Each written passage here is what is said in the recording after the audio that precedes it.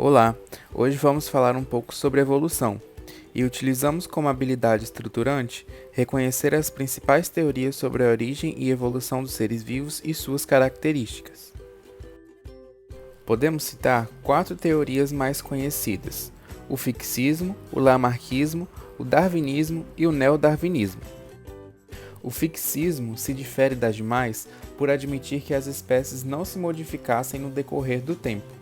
Até o século XVIII era bem defendida essa ideia, que os indivíduos foram criados e não sofreram modificações através do tempo, assim apresentando as mesmas características desde a sua criação até os dias atuais.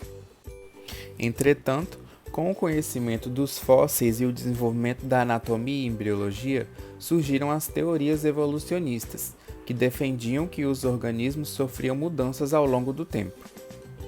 E essas teorias evolucionistas, elas afirmam que ocorreram mudanças nos organismos ao longo dos milhares de anos do planeta. E essas mudanças podem ser vistas, por exemplo, em fósseis de organismos que hoje não são encontrados na Terra, mas que possuem grandes semelhanças com os organismos atuais. Todas essas teorias evolutivas existentes falam em mudança, diferenciando-se apenas sobre a forma como essas mudanças ocorreram.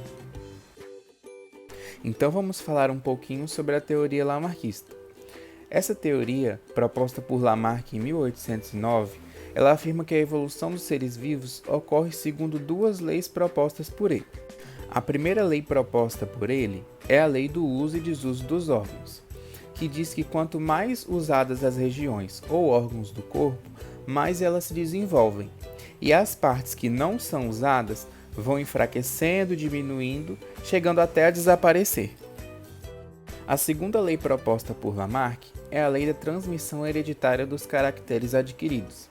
Ela diz que as modificações provocadas pelo uso ou desuso são transmitidas aos descendentes.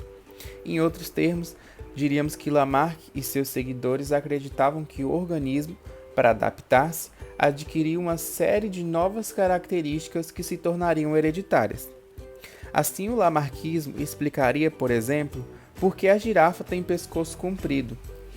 Como seu alimento fica na copa das árvores, teria aumentado o comprimento do pescoço e das pernas pelo esforço constante de esticá-los através de muitas gerações. E também explicaria o porquê de as cobras não terem membros como patas. Perderam pelo desuso, porque os membros atrapalhariam a locomoção em túneis estreitos. Nos dias atuais, a teoria lamarckista não é a mais aceita cientificamente. Essa teoria ela apresenta alguns pontos falhos que merecem destaque. O primeiro deles diz respeito ao uso e desuso, que não pode ser considerado uma verdade, pois as características do nosso organismo são pré-determinadas pelos genes, e o uso e o desuso poderiam causar alterações nos limites pré-determinados. Outro ponto que merece destaque diz respeito às características adquiridas que não podem ser transmitidas, pois não estão presentes na nossa informação genética. Atualmente, a teoria mais aceita cientificamente é a proposta por Charles Darwin em 1859, que foi publicada no seu livro A Origem das Espécies. Segundo esse pesquisador, as espécies modificam-se ao longo do tempo em virtude da seleção natural. Para ele, os organismos vivem em uma luta constante pela sobrevivência, e apenas aqueles mais aptos são capazes de sobreviver, reproduzir-se e passar as características vantajosas para seus descendentes. A seleção natural é determinada pelos limites impostos por condições ambientais. Na população, há indivíduos menos e outros mais adaptados. Estes mais adaptados, com maiores chances de sobrevivência por possuírem essa vantagem, deixam um maior número de descendentes. E a cada nova geração, deixam um número de descendentes melhor adaptados, sendo eliminados gradativamente aqueles menos adaptados. O mecanismo da seleção natural ele ocorre por gerações sucessivas, provocando o aperfeiçoamento das adaptações, promovendo assim a alteração gradativa das espécies. A teoria da evolução por ação da seleção natural compreende os itens relacionados a seguir. Em primeiro lugar, os indivíduos de uma mesma espécie nascem e apresentam características diferentes. Chamamos de variabilidade intraespecífica. Em segundo lugar, as espécies apresentam grande capacidade reprodutora, gerando mais indivíduos do que o ambiente pode suportar. Essa foi uma teoria na qual Darwin se apoiou e ela foi elaborada por um cientista chamado Thomas Malthus.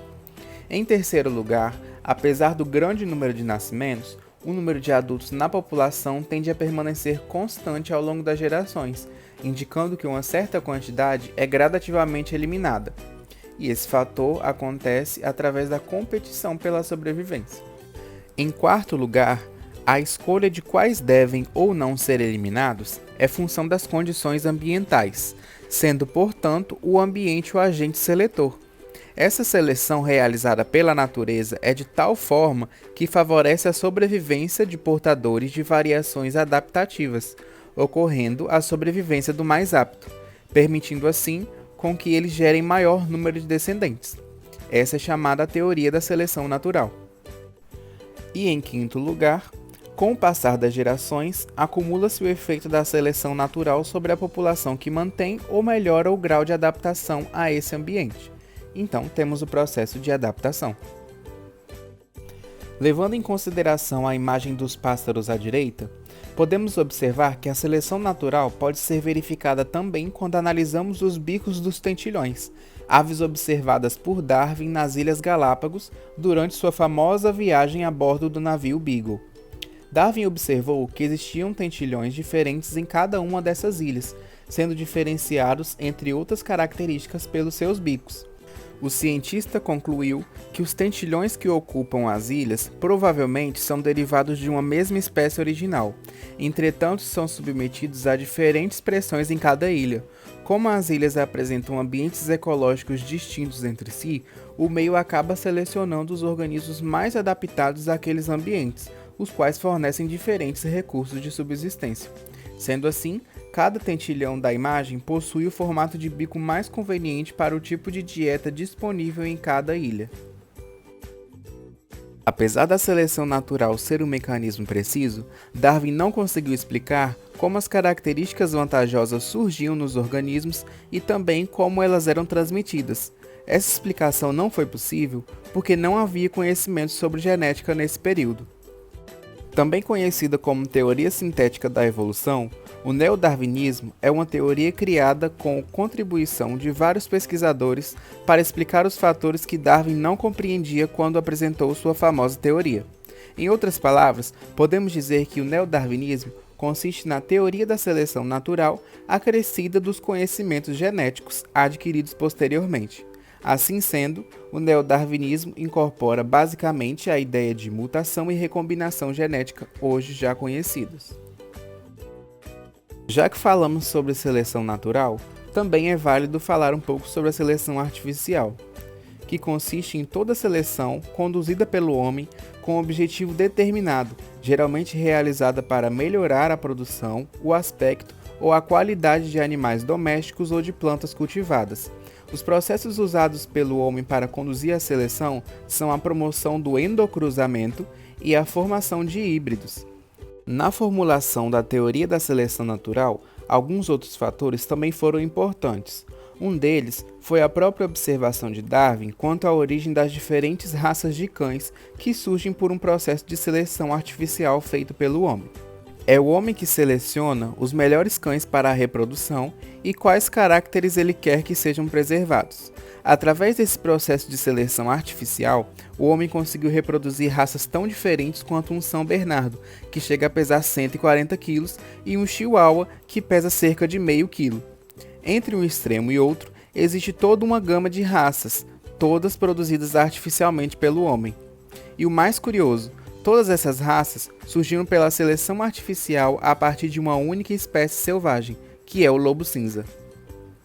Um outro exemplo são os criadores de galinha, que escolhem as aves campeãs para serem as reprodutoras da nova geração. Por meio dessa seleção artificial, promovem o melhoramento das raças do ponto de vista do interesse humano. O questionamento de Darwin era se as mesmas coisas não poderiam ter acontecido na natureza, mas de forma mais lenta. Levando em consideração todo o conteúdo visto hoje, é interessante mostrar como a evolução pode ser abordada no Enem. Então trouxe essa questão para que possamos discutir. Podemos esperar que, evoluindo de ancestrais que disputavam os mesmos recursos, as espécies tenham desenvolvido características que asseguram menor ou nenhuma competição com membros de outras espécies. Espécies em coexistência, com um potencial aparente para competir, exibirão diferenças em comportamento, fisiologia ou morfologia. Qual fenômeno evolutivo explica a manutenção das diferenças ecológicas e biológicas citadas? Letra A, mutação. Letra B, fluxo gênico. Letra C, seleção natural. Letra D, deriva genética. Letra E, equilíbrio de Hardy-Weinberg. E aí, depois de ter visto a nossa videoaula, você consegue responder essa questão? Sugiro que você dê uma pausa no vídeo agora e tente responder. Logo depois, eu irei falar a resposta.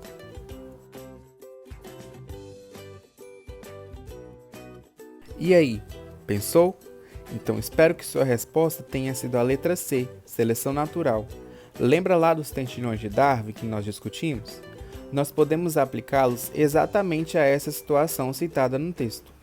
Era apenas uma espécie, mas para evitar a competição por recursos, alguns se distanciaram e foram em busca de novos recursos que não houvessem tanta competição, fazendo com que aqueles que estavam mais predispostos a se alimentar de outras coisas tivessem uma vantagem maior. Então eles se reproduziram e geraram descendentes também mais predispostos, criando então novas espécies de tentilhões, pois depois de bastante tempo longe umas das outras, já não conseguiam mais se reproduzir entre si, diferindo em comportamento, fisiologia e morfologia.